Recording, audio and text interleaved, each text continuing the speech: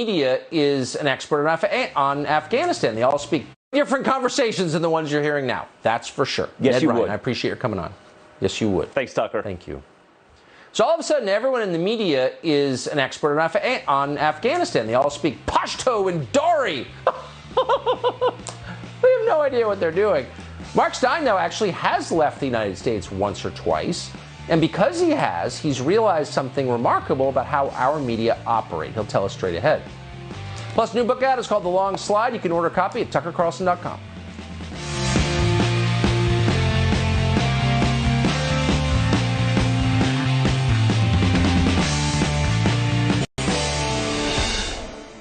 Mark Steyn is a good friend of ours. We talk to him a lot, try for twice a week on the show, but we hadn't talked to him at length in a long time until now. We spoke to him for a recent episode of Tucker Carlson Today about why the media in this country and the government have stopped representing the people who live here. And not surprisingly, he had a very smart response. Here's part of it.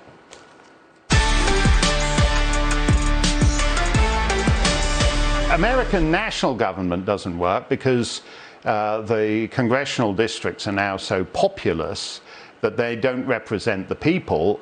They represent, you know, the handful of players in each district who know how to get the guys on the phone. So it doesn't work. It doesn't work at the $7.8 trillion level, but it works. It still works. So scale matters. Bigness is bad. Yeah.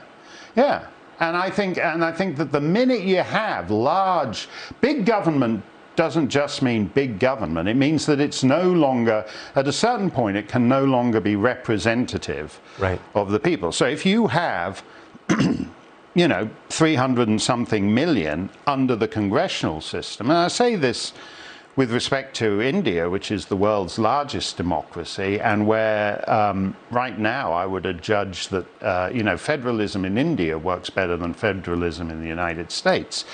But the minute you have these, I mean, don't forget, like the New Hampshire House has as many representatives, more or less, as the British House of Commons. And so for a 60th of the population, more or less.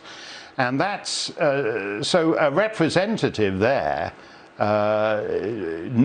if he doesn't necessarily know all the people he represents by name, he knows a significant chunk of them.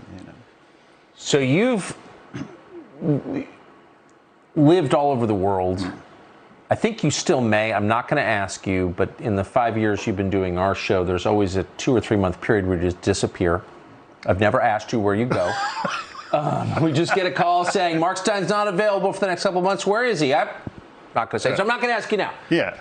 But I suspect I'm actually just around the corner from the Fox DC bureau, face down in the Coke and Hookers.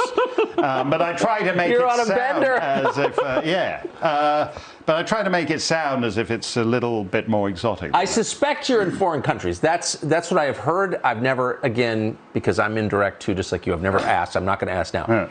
But you have a lot of perspective on countries. I guess that's the point I'm making.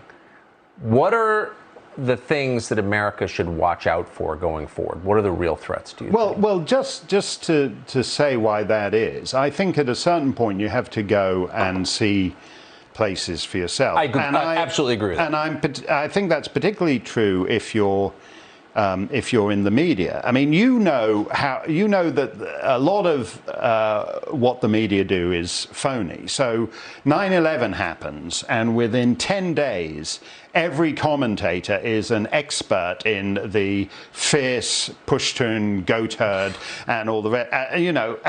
They'd never heard the word Pushtun 10 days earlier, but now suddenly they have to appear as experts in it. And I never particularly cared for that, so I like to go and actually get a grip on those places firsthand, which I always like to do, just to reassure myself. And at this particular time, to go to sort of circuitously answer your question, my problem right now is that Western civilization is sliding off a cliff, and most people in the Western world aren't even aware of that, which is tragic. So how do you stop it if they're not even aware of it?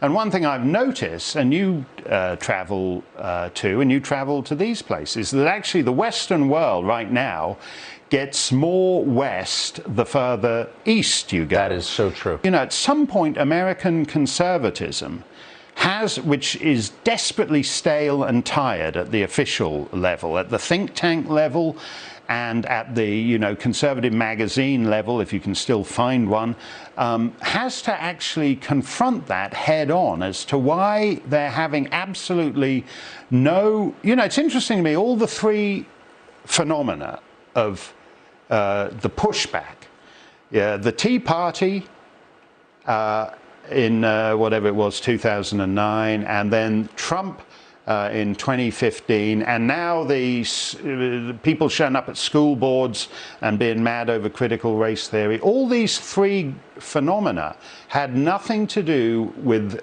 the conservative establishment, whether political or whether the think tanks are. So that should tell you something. That should tell those guys about the disconnect. That conversation went on for an hour. You can watch the whole thing on Tucker Carlson Today, right now on FoxNation.com. It is streaming. Brit Hume has followed Joe Biden's career for